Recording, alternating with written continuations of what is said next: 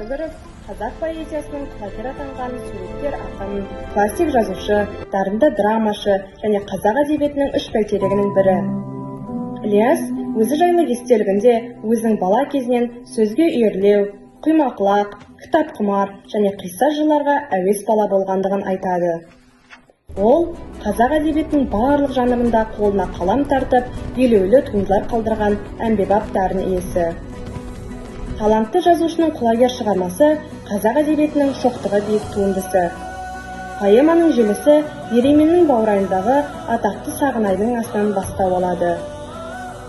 Осы үлкен жиынның сәні де, салтанаты да арқаның еркесі Ақан сері мен оның жан серігі құлагер тұлпар еді. Құлагер жай ғана жүйрік емес, ол ақанның асыл қанаты, мұңы мен қуанышы тоғысқан даланың еркіндігі еді. Алайда осы бәйгеде таза өнер мен қара ниетті зұлымдық бетпе-бет келеді. Құлагердің тұлпарлық тектілігіне төзе алмаған Батыраш пен Қотыраш іштарлық пен күншілдікке бой алдырады. Олар намысты адал жарыстан емес, арамдықтан іздеп, құлагердің жолын тосады. Бәйгенің ең шешуші сәтінде тұлпар оқтай ұшып дара келе жатқанда, қара ниетті топ оның басына балта шауып, жазықсыз құрбан етеді.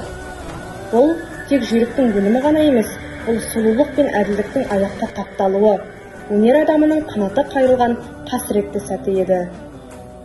Поэманың басты идеясы өнер мен зұлымдық арасындағы мәңгілік тартыс.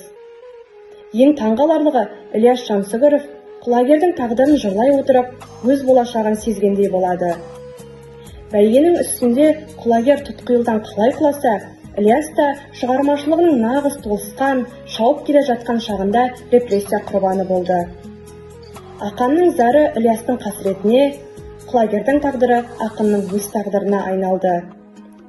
Құлагер уақыт өткен сайын құндылығы арта беретін, оқырманның жүрегін тебірентпей қоймайтын өлмес мұра. Бұл шығарма бізді асылды бағалай білуге, рухымызды биік ұстауға және қиянатқа жол бермеуге шақырады.